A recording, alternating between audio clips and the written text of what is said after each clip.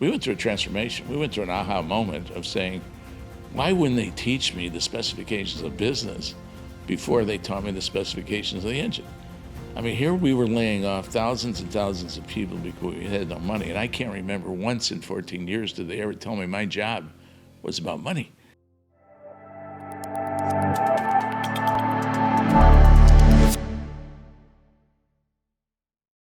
Hello, everybody. Thank you so much for joining us on another episode of Suits and Shoes. Today, we have extraordinary leader, founder, and CEO of SRC, Jack Stack.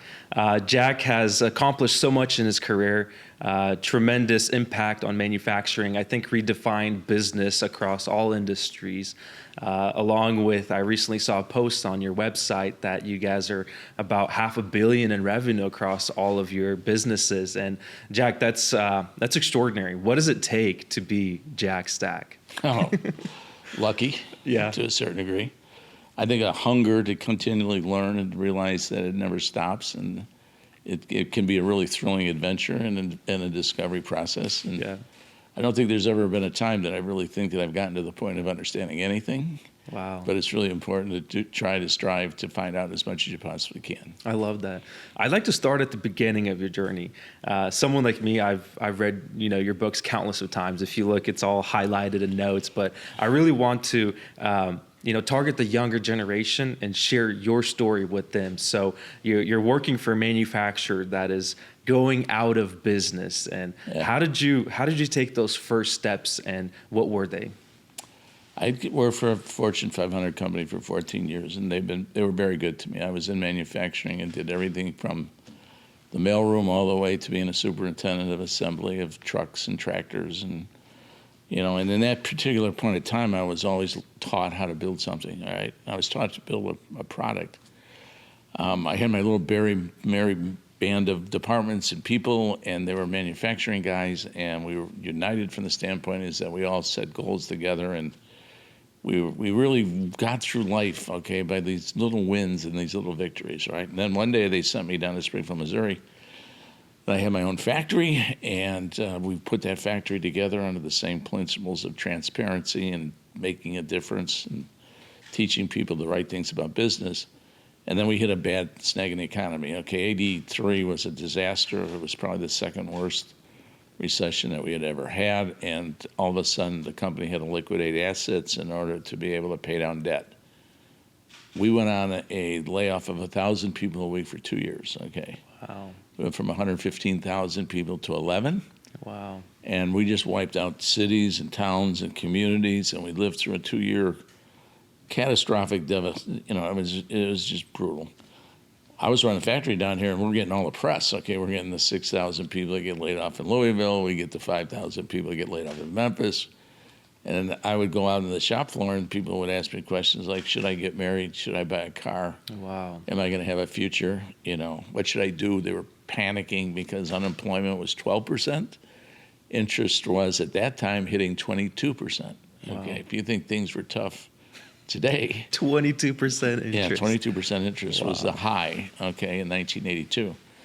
And we were not involved in the when they diversified the business, okay, but they shut down the big companies first, and we were a small company, right? So you get the big guys good, but you can see it coming at you, right? And the people are beginning to panic. And then finally, I decided to have a meeting with our people. And I went to them and I said, look, don't get married. Don't buy a car. Wow. Well, the economic reality is that we're not part of the core businesses. Now, what are we going to do about it? Okay, let's quit fretting. Let's quit worrying about, So I was so distraught because I was the one that had to lay everybody off, right? I didn't want to lay everybody off. Yeah. So I went to him and I said, I got to show him something. And so I called a meeting and I said, you guys, don't get married, don't buy a car, save your money. Let's figure out what the next steps are. And I said, or do you want to try to buy the company? And I did that in hopes that somebody would say that you don't know anything about running a company. Why would I want to follow you? I didn't realize how afraid they were that they basically would have followed anybody that said anything at that time. Yeah. So here I am. I'm ended up now telling the people that we're going to go make a run at buying a company, and I don't know anything about a company. Wow. I knew how to build engines. I built engines all my life. Okay, I could build an engine, and I was an engine builder, but I was not a business builder. And I never had been taught business in the 14 years that I've been there. My business was the engine. Yeah. So I go out to try to borrow money now to save jobs, and what do I get is I get a marketplace that is asking me, I brought my engine specifications in terms of my business plan, okay? I said, look. To the bank. Oh, yeah. I didn't know, business plans? What's a business plan? Marketing plans? What's a marketing plan? I built really good engines. I'm trying to save jobs. That was my 2 missions to the bank. I thought I'd get them on the sympathy, and I thought I'd get them on the professionalism, and they could care less. Wow. So they started asking me other questions. And one of the questions, which is comical, is they would say, well, when do you expect to pay that money back?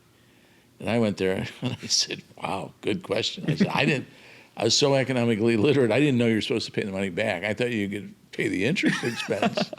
But I had no idea that I was supposed to pay the money back. So they looked at me like I was the biggest fool in town, right? They said, why don't you come back, little kid, when you grow up and, when you can talk the game, and we're not going to take your engine building skills for a down payment. And so I really listened to them, and I began to realize that there are 2 sets of specifications in this world. There's a specification on an engine. There's a specification on a business. Mm-hmm. These guys, these smart guys, were controlling the capital based on their knowledge of what were the key metric systems of a company, okay?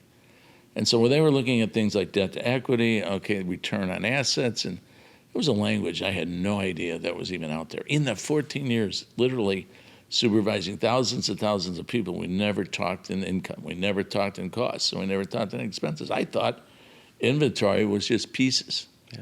And so when you go out to the business world and you start asking, and they start asking for these kind of questions, we went back. I tell a lot of young kids today, if you want some young kids, you want to get if you want to get a really strong education in terms of business, go borrow an outrageous sum of money, okay?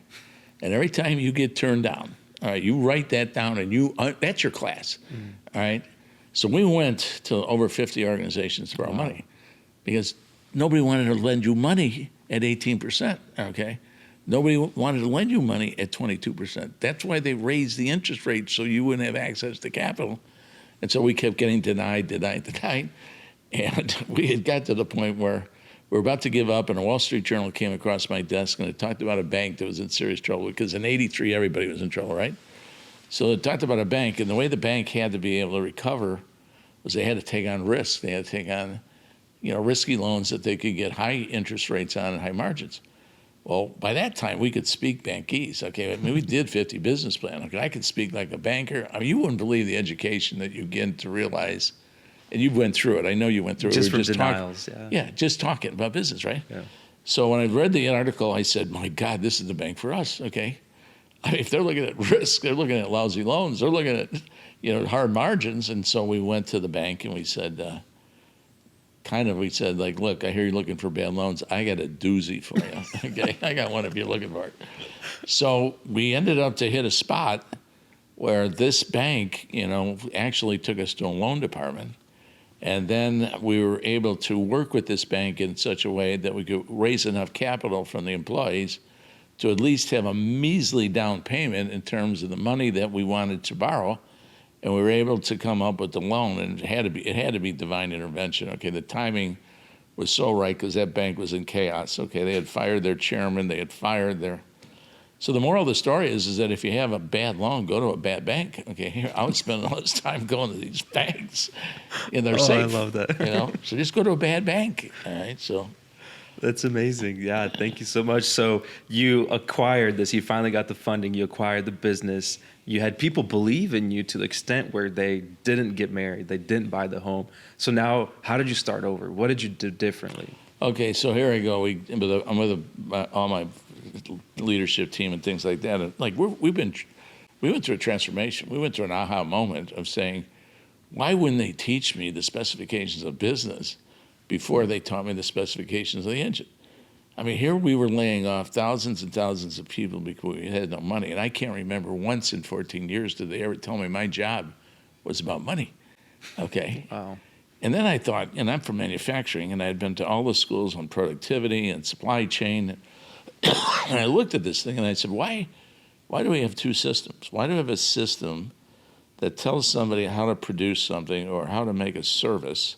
And then we develop these requirements, these job descriptions, and it's all centered around the product and it's all centered around the service with no focus in terms of building an outrageously successful company. And so we said to ourselves, is that, man, what if we taught the people and told them how they could succeed by applying what it was that the capital people knew, all right, and we could appeal to a higher level of intelligence in our people that instead of building a product, we want you to build a company. Yeah. You heard the story about the bricklayer, and he goes in and he lays the bricks, and one person asks him, what are you doing? He says, I'm laying bricks. The next guy says, I'm building a cathedral.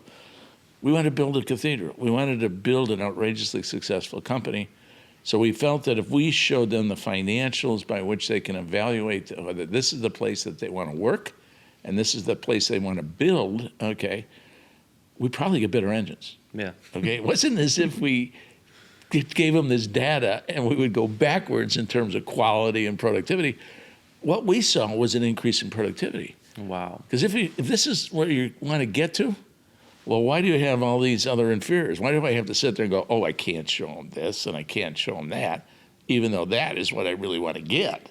So I got to dumb them down. Okay, now I got to start, evaluating on things that are relative to the service and the product, and they all know something's missing.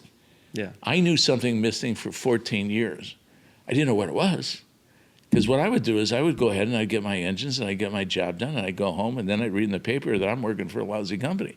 Yeah. I knew something was missing. So we installed the total objective of what the formula is to create a successful company. And then taught everybody where they made a difference. All your employees. Yeah. Well, what's crazy is an income statement touches everybody.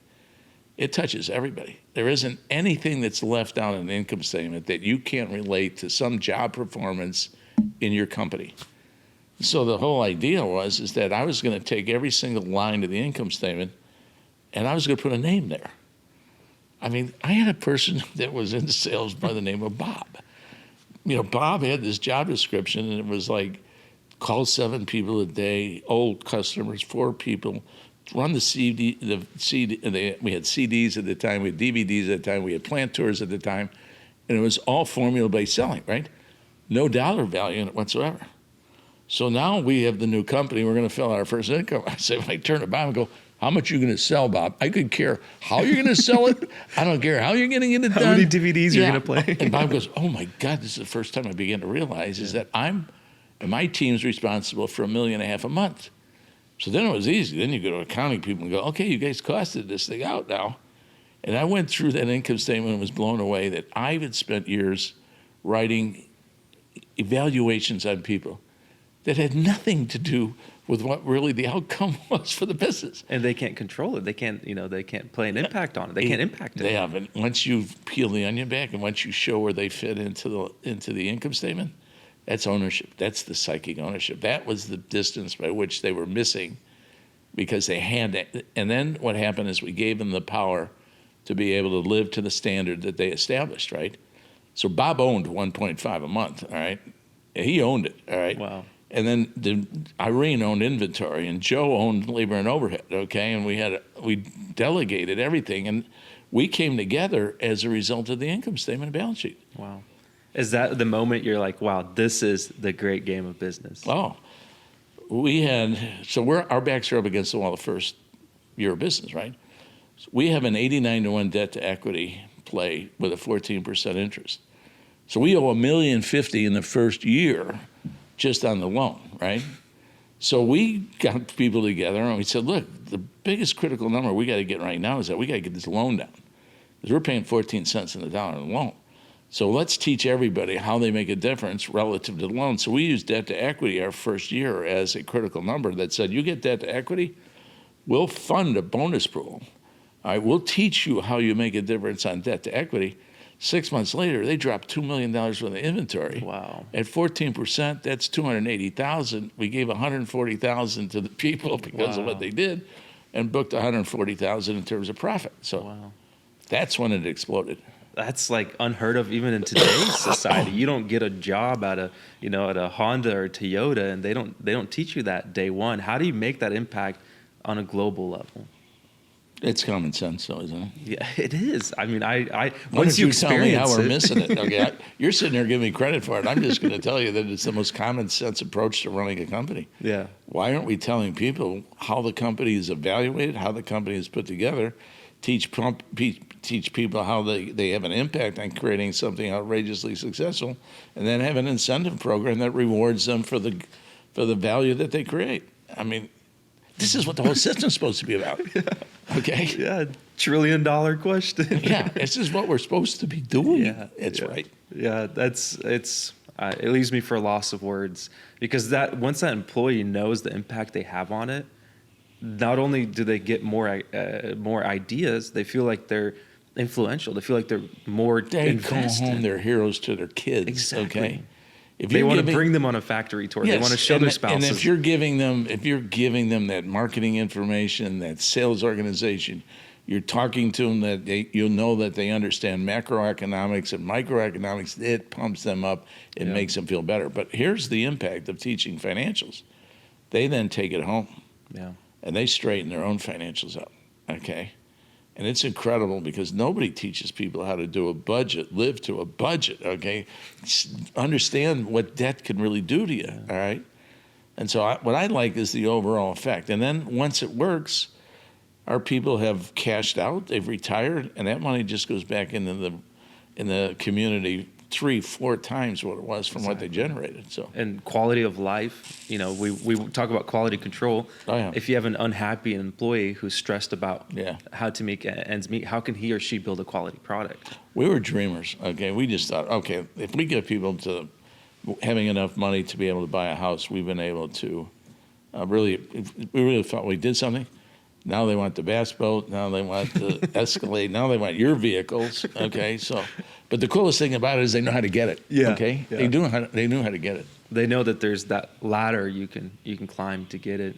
Well, what they did is the employees invested $100,000, and they've created over $300 million in value on that $100,000 investment. Talk about a good ROI. Yeah, so they've been at it for 40 years. They've been profitable for 39. So Yeah. they know the game works, right? Yeah. Yeah. You recently gave me the opportunity of having lunch with your exec team. Yeah. Wonderful group. Yeah, they thought the world of you too. Yes, thank you. How do you gather such a golden group of A players? I just trust them as adults. Yeah. You know, I mean, they're like my kids. Okay, you just try to teach them the right thing to do, and Yeah. it's always coming back to doing the right thing, right? That's awesome. Yeah. It's hard. That's a question people ask me all the time, Pavel. Where do you find good talent? Where do you find good talent? Yeah. For us, we've had a lot of Ukrainians come here as refugees, and Yeah. I always say Springfield, Missouri. We don't have as many people here that want to be influencers and want to be, Yeah. whatever people want to be today. Work from home. Yeah. We still have a lot of talent here that wants to put in the work. Yeah. Through your experiences as you're scaling these companies, what do you think was the key factor, other than luck? You've mentioned luck. What was the key factor to be able to scale so many different divisions of SRC? Talent development. I mean, when we were running the education process, we have a system. We call it the game. Okay, it's nice to hear all this thing about we're founders of open book management. We call it the great game of business. Press people do that. Okay, we Yeah. get all those names from somebody writing an article about us opening up our books and showing our people how they can succeed. Okay, and then showing them how they fit and how they made a difference.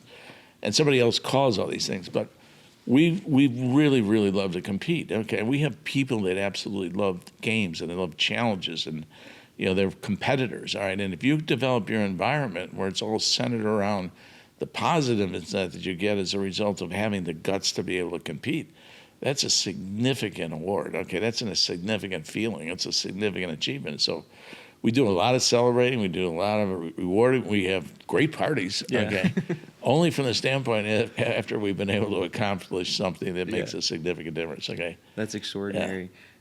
Business has an overlap with politics, and without getting into too many details, Yeah. the younger generation that I've had the opportunity to mentor and work with, they kind of look at it from a glamorous and incorrect view. Politics or business?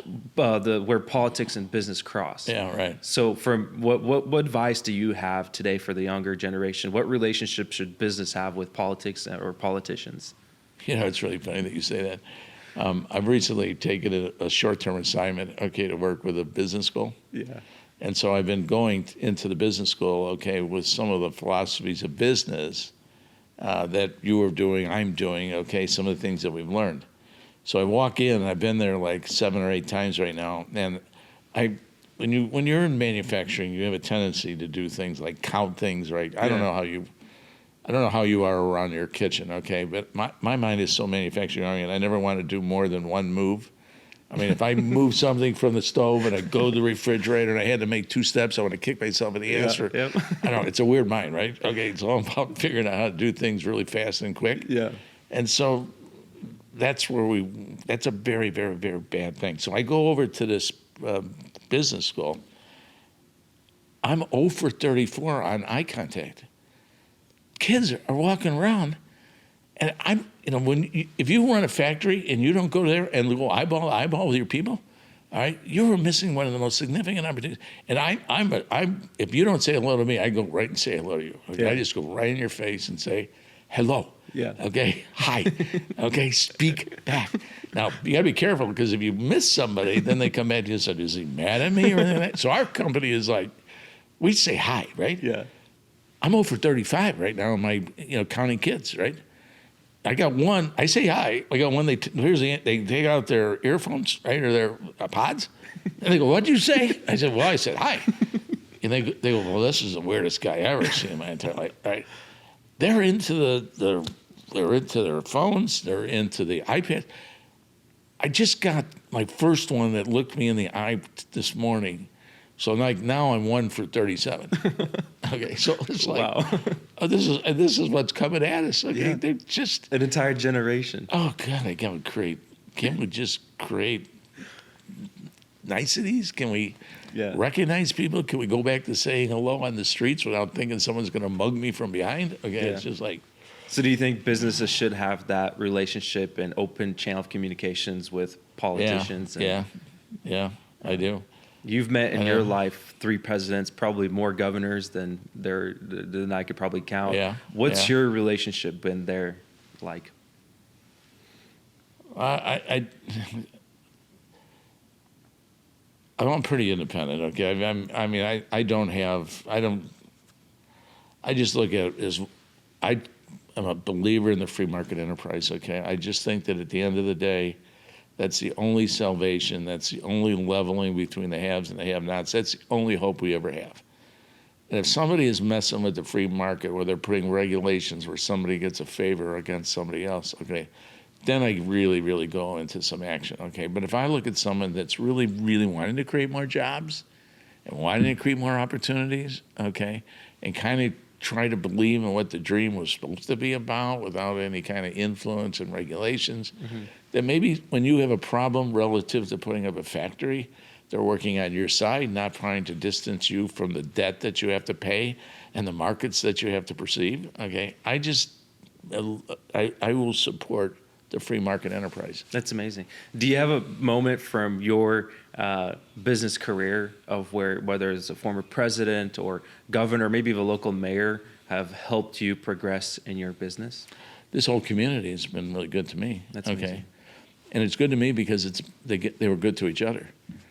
For a long time, our city council really worked with our Chamber of Commerce. Our Chamber of Commerce worked with our school systems. And we had a time that, I'll tell you one thing, everybody was behind you. I'm in most of the parks in the city.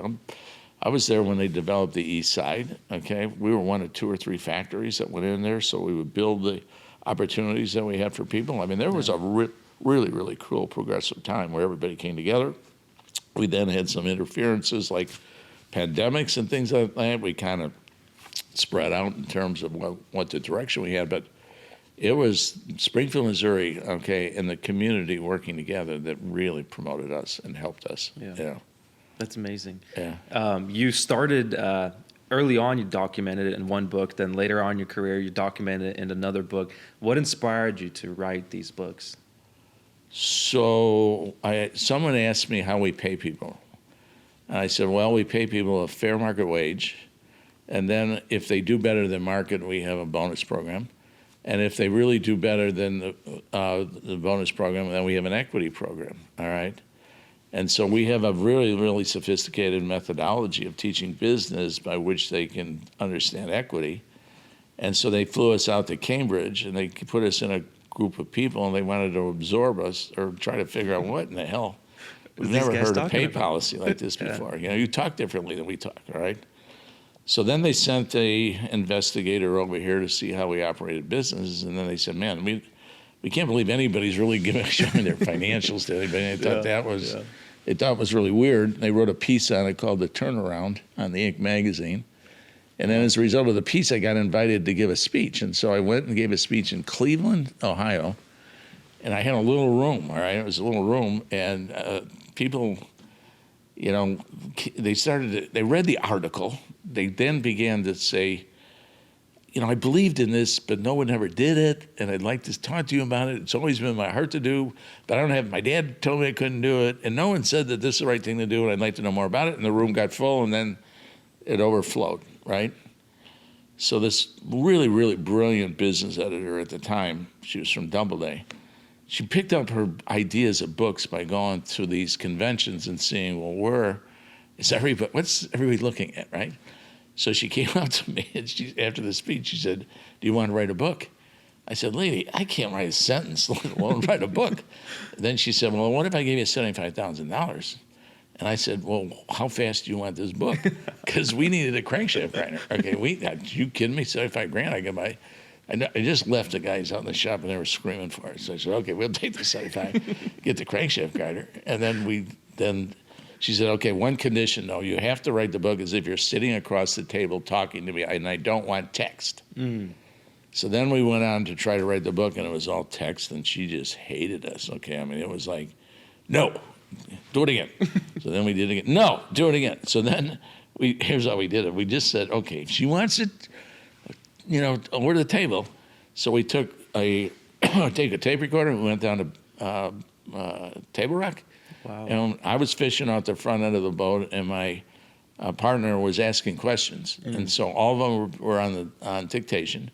We then converted that into print. And then we took that print that we did for 30 hours on the bass boat. Wow. And then we put it in the book. Wow. Yeah. I now know how to write a book, and millions of listeners are going to know how to write a book. Well, one of the translators said, where were you guys? It sounded like someone was skiing behind you. You know? I don't know. But I got 30 hours of fishing on the lake. That was a really cool deal. Yeah, win-win. That's extraordinary. Right, exactly. Now we all know how to write an inspiring book, and it's sold around the world. There's a magazine that said you're one of the top 10 strategists. I mean, that's all baloney. Don't go there. See, well, I'm telling you what it was. When people got the book and they read the book, they read it and it sold because it was what in their heart that nobody tapped.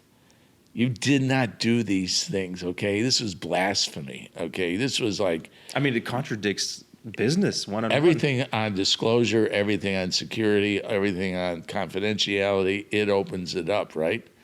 And believe me, there's a lot of business got a lot of dirty secrets, okay? And they don't really want to tell anybody. Yeah. So in the first several years, I was cast off as a traitor. Really? Oh, hell. I went the first time the book came out, I was asked by one of the American Manufacturing Association to go speak in Bellwood, Illinois. And if you knew Bellwood, Illinois, they were the screw machine capital of the world. Okay, that's where all the people made screw machines, right? These guys all went to work with T-shirts and their shirts rolled up and their cigarettes in there. And their business philosophy was to have a strike every year and then determine what the pay would be. Right? That was their management style. And I go in there talking about open book. I thought they were going to kill me. I said, I never should have let that taxi cab go, because had that taxi cab been there, I would have just walked right out. Okay. Wow. Yeah, there was no way they're going to share information. When did it finally click for people to listen to it and live by it? How long did that take for people to start accepting this style of business? It maybe within a 2-year period of time, we were going all over the world.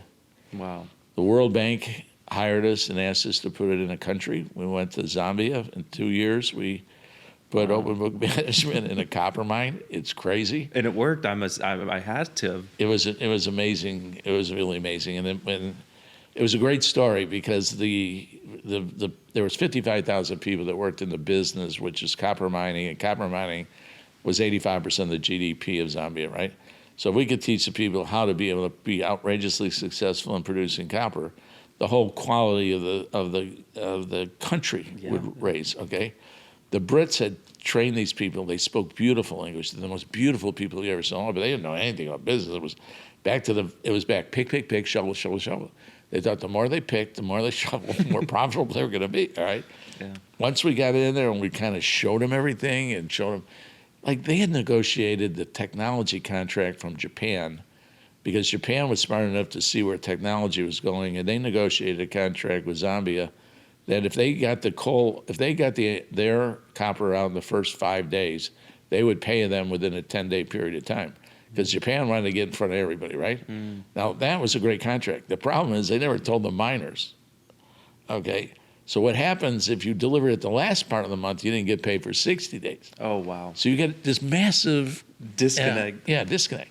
And it's also controlled on a marketplace. It's fixed, okay? I mean, because they're all playing the hedges and things of this nature. So what we were able to do was get the copper out first, and we taught them productivity. We taught them overhead absorption, and it was a riot. I mean, we had one, I will never forget this. We had one guy there that was just, some people have gifts in your organization, other people don't have. He could separate the ore, the iron and the ore from the copper and the dirt. Because everything he produced was just absolutely quality, right? Yeah.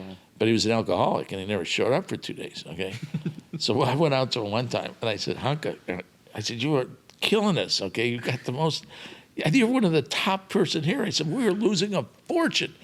And he looked at it, he goes, oh, Mr. Stack, he said, we're not losing any money. I go, what do you mean we're not losing any money? He goes, as long as the copper's in the ground. He said, how can I lose money? Think about that, okay? So we had to teach him that. Just basic stuff. It's not like you had to teach him, world economics or politics. Okay, so our part of our program is that we have a lot of incentive programs on projects, right? So these guys were putting in another mine shaft, right? And the engineers had laid it out, and everybody laid it out, and we said, okay, what if these guys put it in early? Could they earn, somewhat of a month's pay if we can get it? No, there's no way they can get in. There's no way they can get in there. I said, okay, but what if they do? Would you go along with us taking what profit you don't have in your plan right now and create an incentive pool? So we did. They were done 11 days early, okay? And they were enough to get 1 month's pay. Okay, because of getting it early. Boy, that went through the entire mind saying, with me, I want to be next. I want to be next. Right? So. Yeah, we learned that actually from your book as well. Whenever we were doing our vans initially, a kind of industry standard for us for a high quality built van is like a high quality built boat. You can't really mass produce it according to the engineers, according to the CEOs. Right. And so it was taking us about 6 months. Well, I had this idea after reading your book. Why not ask the guys? Guys, how quickly can you build a book? So simple. Yeah, we gathered the guys on a conference table, got them coffee, got them donuts, and we're like, guys, how can we build this van quicker? Yeah. Jack, we're down to 10 days to build a van. People don't believe us. Like they come like, we have to see this. And it's like simple stuff. Like for me, I was thinking, let's put the lifts and do the suspension wheels and tires in the beginning. Yeah. Well, if you do that in the beginning, no work can be done in the end. Yeah, so the mechanic is like, I've been wanting to do this, but my supervisor have been shutting me down. It's got to go in the end. Yeah. And then I'm sitting here thinking, I'm like, but everyone in the industry does it in the beginning. Yeah. Why would we do it in the end? It's like you trust them. So we trust him.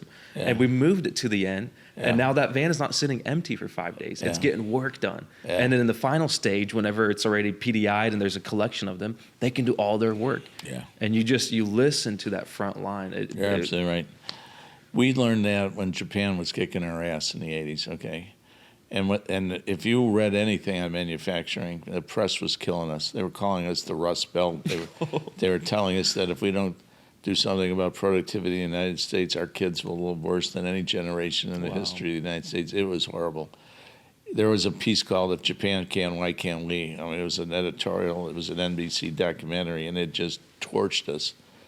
And what we began to realize that the only difference between us and Japan is the Japanese trusted each other, and B, they had a very simple philosophy: is who knows how to do the job better than the person that's doing the job.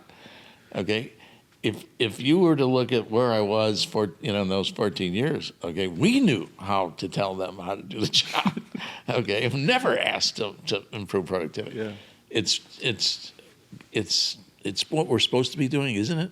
Yeah. Aren't we supposed to be treating people like respect? I mean, isn't every job have significant value, and why should we devalue anything when it's a loss situation? So Yeah, that's a very smart move on your part. I appreciate that. Your inspiration. I recently noticed it applies in the office as well. Yeah. I noticed one of my office administrators really struggling with their job, running around the office, and I kind of took her aside and I'm like, hey, your productivity is not up. You always seem kind of distracted. There's something going on in your life. Yeah. And she goes, Pavel, no, just my job makes no sense. I'm doing so many different departments' jobs. Yeah. I'm like, okay, write your own job description. And I Yeah. gave her a blank piece of page, and I had her write her own ideal job description. Yeah. I looked at it, I'm like, wow, this really makes sense. She's in one side of the office. Yeah, right. It's strategic. It's really focused. I'm like, well, who's going to do these other jobs that you're no longer doing? She's like, well, if you have your other managers write their own job descriptions, you'll notice that there's things that I'm doing in their departments for me, and it just makes no sense. Yeah. But this is how everyone else is doing it. Yeah. You Google, admin job description, that's what comes up on Google. Right. And so we started having our managers in the office write their own job descriptions, That's and I've brilliant. just seen tremendous results from that. It's brilliant. Let me just give you and all your readers a tip: is that nobody writes a job description better than ChatGPT. They don't. Really? Honest to God. You will find any job out there, hit ChatGPT, ask for the job descriptions. It would take me months to be that articulate. Really? Oh, it's the most powerful thing you'll ever see. That was actually one of my questions: is how much do you use AI? I use it for everything. Really? And I readily admit it. Okay, so like when we closed out the year, I go, hey, it's your evaluation time. I go, and guess what? I got it from GPT. So you can't argue with me. You got to argue with that artificial intelligent guy. Yeah. Okay, and I just walked out of the middle of it. Yeah. But it was poetry. Okay. And did you notice it kind of learns your style and tailors? I talk back to it. Yeah. No, I actually talked back to it, and it talked back to me. I mean, I told it one time, I said, look, I don't like to use the word employees. I would use the word associates. And then they wrote back, okay, we'll use associates. Yeah, it's extraordinary. We use it every day as well. It's fabulous. Okay, yeah, that's amazing. It's fabulous. What do you see the future of AI technology? There's all these people that have these fears of it. Okay, but I mean, I can see, going out there right now on the floor and having these horrible jobs that people have to go through. I could see AI taking a picture of it and then searching its data on how do you eliminate that job and what are the best practices and the depth of knowledge that they have to make that person's job easier. I can see all that occurring, okay? Wow. And I do think it's occurring for the better, and it's coming at a time when the labor market's really bad. And, we got to figure out either it's going to be automation or we're going to figure out that we got to do something entirely different. And we're in a labor-intensive market, all right? So I just think, to me, it's coming in at the right time for us. I've noticed you live a pretty quiet life in regards to social media. What is your recommendation for this next generation in regards to social media? Man, I'll tell you one thing. As much as that question about AI, about is it dangerous?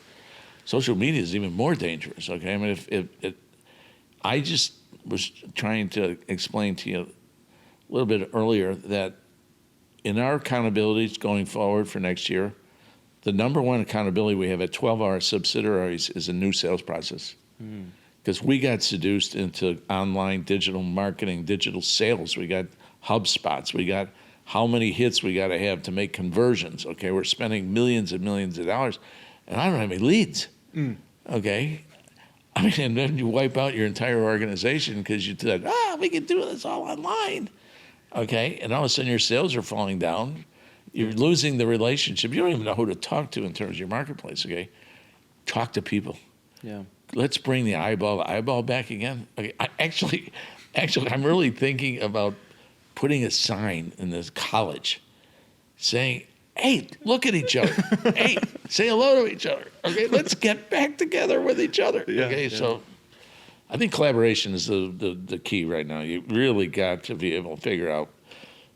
When I see collaboration working, because it really was shut down because of the pandemic, the minute we got out, people were really glad of seeing each other again. Okay, everybody was feeling a little bit more comfortable in terms of being within 6 feet of somebody, and I think that has a difference. And I do think that if we can just pursue this whole idea of openness and talking to people and get out your head out of your phones and get your earpods out of your ears, okay? I mean, it's like, let's get back to some civility. So I think the sales process is going to be a hybrid. I think we're going to go back to people, all right? I think we're going to go back to somebody writing a thank you to a customer, or somebody thinking about a birthday card for a customer, or you're going to be able, I think we lost relationships for sure. Yeah. I truly believe it. I experienced it in my life. People ask me all the time, Pavel, how do you sell such high dollar products? And I always share the story of my first $1 million sale. Yeah. So I remember the first time I sold $1 million expedition truck. And at the end, I asked the gentleman, I'm like, hey, can I ask you a personal question? He goes, sure. I'm like, why did you buy my truck? There's competition that's been in business 20, 30 years. I'm year one, new in the industry. And he goes, Pavel, I didn't buy your truck. I bought you. Yeah, it's cool. And that was like a moment for me of got a new sales process. new sales process. It's people, it's relationship. Yeah. Fast forward to today, we recently had a really big dealer take on our line in Colorado, and it's like one of the biggest in the Midwest. And they have like 14 locations, and I mean they don't order a couple of units, they order a lot of units. We're talking right now like 70, 80, 100 unit order, and for us that's like, whoa, we didn't do that in a year before, and now we're talking how do we deliver such a long order. And I asked him the same question. I'm like, I asked the owner of this large company, I'm like, why us? We're small, we're new, like we're the new kids on the block. We're still figuring stuff out. Our units aren't perfect. We're trying to make them perfect. Like we're trying to learn how to build a better engine. And same answer, it like gave me the goosebumps. He's like, Pavel, I didn't buy your company, I didn't buy your product, I bought into you. And he's like, so long as you're there and you're listening and you're improving the product, taking my feedback. And let me tell you, the Kool-Aid gets even easier to drink when you have your talent in your organization and you allow the customer even to see your talent. Then it really flips. You went into our organization and every one of our people are selling. Okay. You got the buzz, or you got the feeling. You buy something for them based. Look at we all know healthy companies. All right, we've been through them. We know unhealthy companies. You can feel it when you walk into it. When if you got that feeling, you got that touch, and you bring your customers in, and they see that, and then your people see that there's a customer on the other side of that product line, what did you do? I mean, you set the scenario for a sweet, sweet outcome. Now, you can build on it, because what we do now is we do crazy stuff. Like we take advantage of the Ozarks, and we'll have contests with our dealers on who sells the most. If whoever sells the most spends 30, comes down here and spends 3 days fishing in the boat with our hourly employees, okay? How close are you going to get to a customer than an 18-inch bass boat for 8 hours in a tournament? And you build that relationship. It's like their life forever. They know everything about their families. These guys have developed long-term relationship. You think they're going to buy from somebody else? And you would think common sense, right? Why spend millions on ads that aren't bringing results? Where you and what mechanics, okay, and what service people, and what parts people ever get to go anywhere? Exactly, with the client. Like, right. You're right. It's like blasphemy. Like, no, don't let the production worker talk to the client. But once we put the production worker in with the customer, we get a better production worker. Oh yeah, he's no longer building. He doesn't want to let the guy down. Yeah, it's like he's building for a friend. Yeah, we started sharing a story. So every van, when it gets to the client, we share that client's story. That's awesome. Yeah, and I mean, we've had some powerful stories. I remember one of our first units that we did last year. It was a father whose child was born handicapped from a young age, so she couldn't walk, she couldn't move her hands, and Immobile, so yeah. he wanted to travel the country, Yeah, and so we built a unit customized to him. that'd be cool. Yeah, and now Yeah. the employees working for it, I mean, I remember they would stay late to get it Yeah. done in time, and Yeah. it just adds so much meaning to the work that they do. There's a philosophy that came out of IBM and said you could be absolutely perfect, and if you are, they're not going to know you. Yeah, But if you make one mistake and you respond to that mistake, and they see the response that you had that mistake, you have a customer for life. yeah. Okay, it isn't when things are going well. It's when I hear the stories of somebody put an engine in a car and drove out to Denver, to get the guy out of the field. That's sweet. That's Yeah. the sweet spots, right? Yeah, Yeah. that's so true. Yeah. I remember just recently there was a time when I really counted on a bank to come through for us. Yeah. And they didn't, in that moment of discouragement and like, what do you do and how you overcome it? For me, Yeah. I went and talked to a handful of other banks. I had 2 offers that same day. Yeah. What do you do in those moments of when you're discouraged in your business, when you're anticipating for something and it doesn't come through for you? I'd probably stop and have a beer that night, That's it? Yeah. And wait till my nerves settle down, and then I try. And, I'll tell you another thing is it'll stick with me all through, even in sleep. I mean, I don't know why, but I've come up with some crazy solution in the middle of the night. All right, but I'll stay with it until we come up to a reasonable conclusion. But one of the things I am very, very accustomed to is disappointment. So over time, when you're my age and you've been exactly through very similar experiences, I would never trust a bank until I got it. I'd never spike the ball at the end zone until I got it. So, Yeah. you do have these premonitions, Yeah. but there are guidelines and there are guardrails, okay? And I think that your guardrails get a little bit differently when you get more experience. Yeah, it's really true. I remember the first time that I just was trying to explain to my employees that net profit Yeah, right, doesn't go in my pocket. right, yeah, Like, right. we right. reinvest into X, Y, and Z, and they're like, "Oh, Yeah, you can you have to show teach us? Can cash you? flow. How do you overcome that? Because I'm sure." Because cash goes, you don't stop at profit. You go through where the profit goes, and the profit only goes to 7 spots. That's all it goes to, right? Yeah. And what we do is say, look, the idea is to figure out how to put a little bit in every pot. Okay, Yeah. It goes in inventory, it goes in receivables, it goes in compensation. Okay, it goes in fixed assets. Okay, it isn't that complicated unless you just stop at net income. Yeah. Like right now, we're now going into something that's really cool. It's our 5-year plan is finally it's got a lot of quality. If you haven't thought about a 5-year plan, okay, our 5-year plan is really cool because anytime they want to do something or think something, they just plug it in and they can see the impact in terms of what's going on. Yeah. So we began to realize that some of the wants was much greater than the EBITDA, but the cash flow would be inside the company. And so now they had to make a decision in terms of did they want to do that or did they want to take it out of their piggy bank, okay? Those are the greatest learning lessons in life, okay? When they have to make the decision. Yeah. Guys, you want $70 million in terms of capital and you're only bringing in 50, you're either going to go to debt or you're going to go take it out of your savings account. Well, I would tell you this. One of the things I learned that if every kid was born, I would recommend it be mandatory to put $100 in their savings account. Because any of you that have had kids know that they'll never spend their own money. Yes. They'll spend your money. Your money. Yeah, and so let's say you give an allowance or you give them, they will hold on to it. That's the greatest lesson in the world, okay? Yeah. That they understand that kind of financial ownership. So our people know that it's their money. Yeah. All right. Now it's where the cash goes. Yeah. Okay. And so you can easily outrun your net income. That's interesting you say that. That was one of my questions to you is how did your early childhood influence or play a role in your success later in life? Oh, that's really cruel, When we were growing up, everything went to the family, okay? I mean, whether it was paperboy, whether it was selling Christmas trees, selling blind craft for the blind door to door. I mean, everything went to the family. And I remember early hiding some of my money from the family.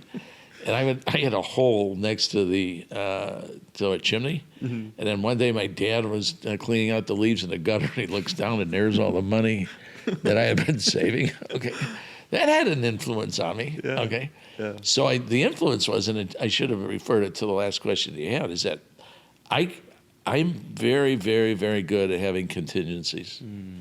All right. I don't have all my eggs in one basket. Okay. I believe that if we're going to do something, We got about thinking about what's going to go wrong if you do it. Yeah. So I just moved. My dad took all the money and I never put it back in the same spot again. I learned from that lesson is put it in a lot of different spots. Yeah. Diversify your savings account so your dad can't find it.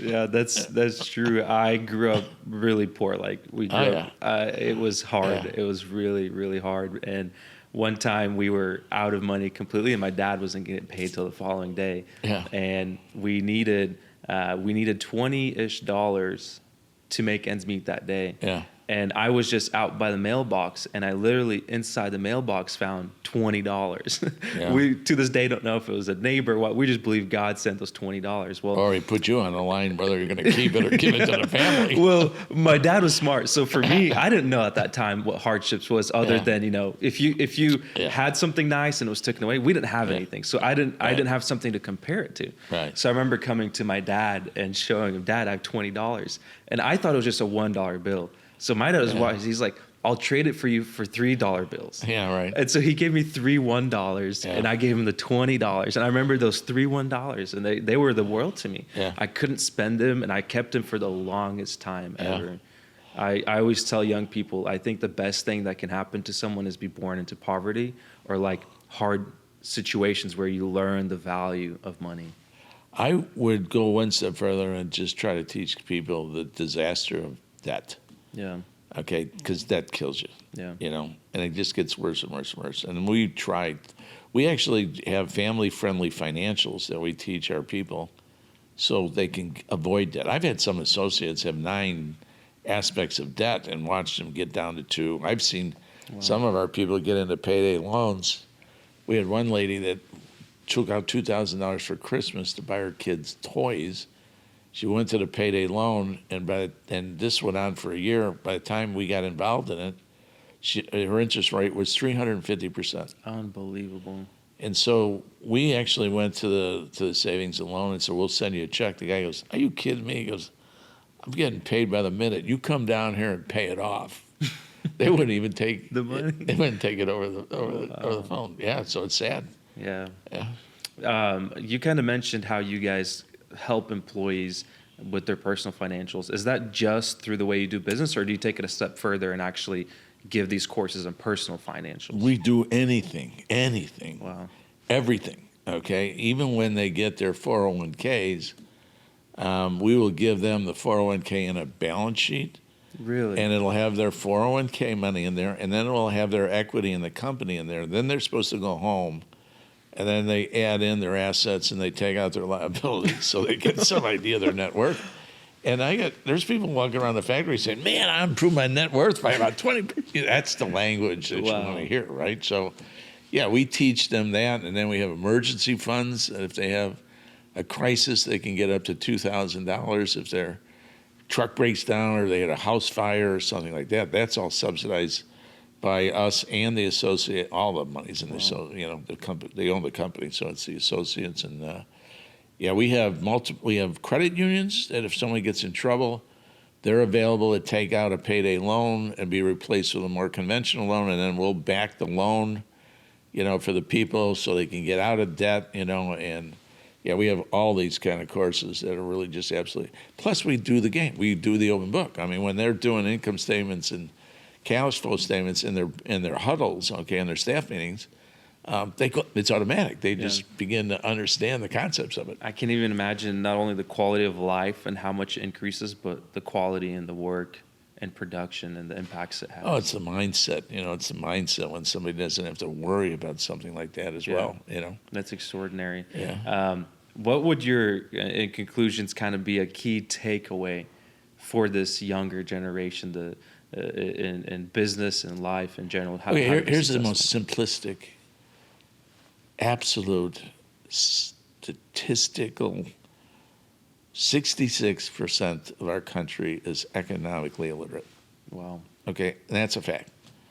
And you'll see it. I'll see it once I told you this, start listening to all the people that talk about the catastrophic event of being illiterate, right? Which means that you got about a 34% chance of having a reasonable conversation with somebody, when you have that literacy rate that's so high. Wow. And this is go to FINRA. You can get it right off of FINRA, and then we'll tell you by population, And the younger people are even getting worse. Okay, they're even failing these very simple. They don't understand a thing like compounded interest.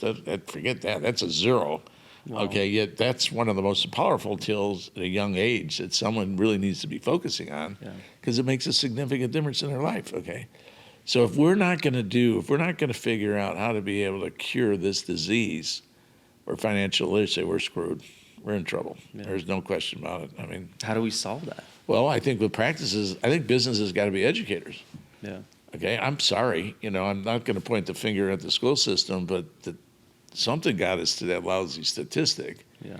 But I think if we're going to have successful companies, we got to realize that we got to be the educators. We got to start teaching. We have to teach compounded fractions. Okay, I mean, we just got to go back to some basic skills that they can understand and get them to the point of getting it. And once they get to the point of getting it, it changed their life forever. So.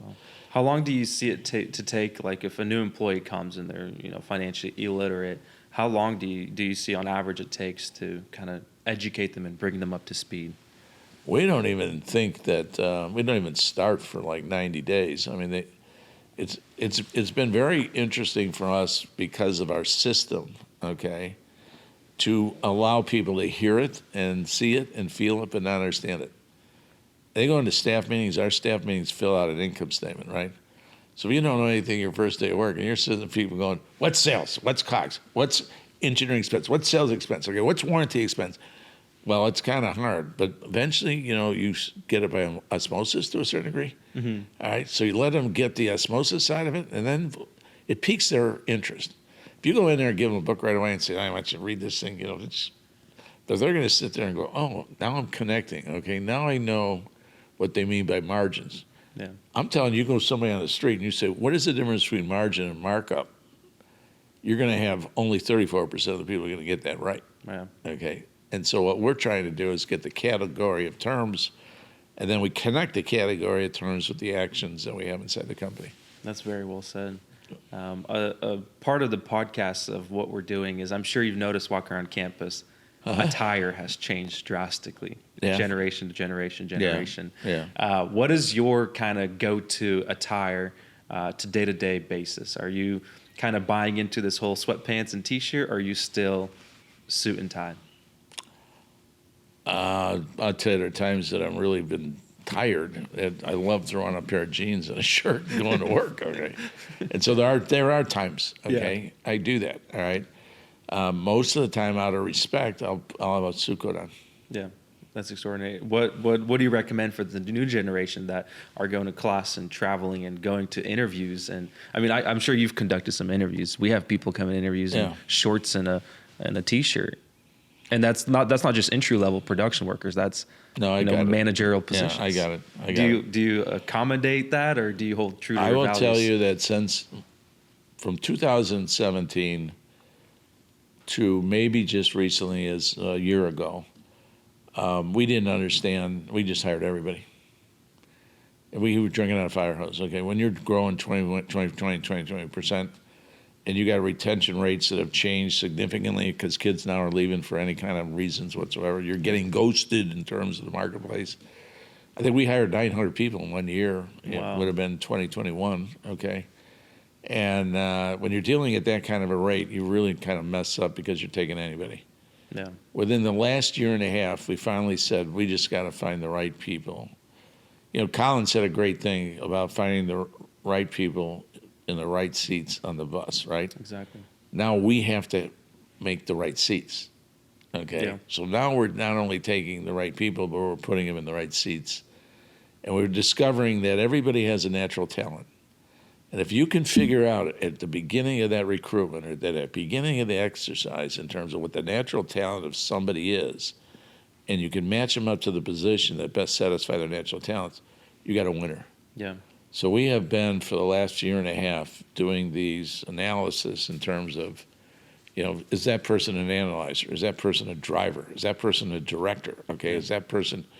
And we have now slowed down our interview process. Yeah. Okay, and we are so focusing on, can we figure out the natural talent to the talent of the position? Because if you can combine those, your productivity is going to go to the ceiling. You're going to get someone that's going to love a job, okay, because it's in their guts, it's in their talent, okay, and you're going to get the best of both worlds. Yeah. So we were just going for anybody that breathed. Yeah. Okay. It's interesting you mentioned that. We learned that the hard way too. But my inspiration for that was there's a big holding company here in Missouri, and they hold semi-truck dealerships. Yeah. And Yeah. their hiring process is so inspiring. So their first interview is over dinner. They Yeah. take you out to dinner. Yeah. And they observe. Yeah. How do you hold yourself? How Yeah. do you hold your conversation? Where are you at in Does life? your kid just eat chicken strips? Yeah, yeah. I had one of those. The kid drove me crazy. Yeah, yeah. They have this. You're out. And they have this it was like a 5-step process. I went through it at post college, and it really shaped me into hire slow, fire fast. Yeah. What is your thoughts on that? I've learned from everybody. I can tell you so many things that I learned. I learned I learned this from a lady that was up running a steel mill up in Pennsylvania, and she was giving a speech on how to hire the best salesperson. Okay, and so I was sitting there going, "Steel, things of this nature." She said, "Yeah." She said, "We learned a long time ago." She said, "You want to hire the best salesperson? She said, hire an assistant golf pro." And then she started to break down the requirements of assistant golf pros. They work an incredible amount of hours. They're treated like shit. Okay, they're competitive. They dress really well. They're great salespeople. And believe it or not, I've got 5 of the best assistant golf pro sales managers you're going to have in your company. So what we're trying to do is learn. We just keep learning. Yeah, all right? keep learning. Yeah, we It's just so keep true. learning. Like you said before, we failed by trying to have one size fit all. Yeah.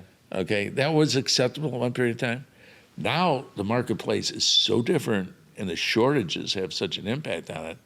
We're just going to have to be patient. Yeah. Okay, we're going to have to give people some runway. But I learned in the last year and a half, it's in the recruitment. All right, we had trouble with 16 to 26 years old. Okay, that's that group that you're talking about, right? Yes, sir. So I studied all practices. I actually went to the basic training programs at the Marine Corps. If you have 3 basic training programs in the Marine Corps, they have a kid for 12 weeks, usually between 16 and 26, and at the end of that 12 weeks, they come out of there, and their motto is never leave a person behind. I'm going, oh, you teach me this, baby, Yeah, right? yeah. So I study this, and they go, well, you really can't break down people like they do, But there's some elements of this that you can. Yeah. So studying that, we went and we talked to the colonels and we talked to people like that nature. They said, look, we got the best recruitment in the world. Wow. Okay, it wasn't the process of what they had in. It was that moved us into the whole idea of studying recruitment. Yeah, I mean, it's very true. I remember my friend and I in college, we started getting approached by recruiters. Yeah. I mean, they get really personal really fast. Yeah. They'll take you out to dinner. They'll accommodate you. They Yeah. make you a friend. And if we were to take those principles, I can't even imagine the success we have in recruiting. That's extraordinary. Well, we have a big, very, very, very large accounting firm in this town, okay, who's grown significantly. Every class in accounting in Springfield, Missouri, they get the freshman class roster, Wow. okay, before the kids start their first day of school. Wow. And that accounting company is working on every one of those accounting students Wow. the minute they step into college. That's extraordinary. Yeah. Yeah, you got to start early. I loved how I think it was one of your subsidiaries partnered up with OTC. Oh, yeah. And now OTC goes to elementary schools. Yeah, right. And they're Right. in elementary school giving them tours of Yeah, right. manufacturing facilities. I think that's what's going to take. Well, we used to have, they taught us that a kid makes a big impression by the time they're in 3rd grade. So we said, well, okay, what if we decided to open up our factories to 3rd grade classes? So we used to have a program where 3rd graders go to class. Mm-hmm. So we built a whole curriculum about picking them on the buses, having the lunches, running them through the businesses, and then we ran them through an interview, and they had to fill out job applications, okay?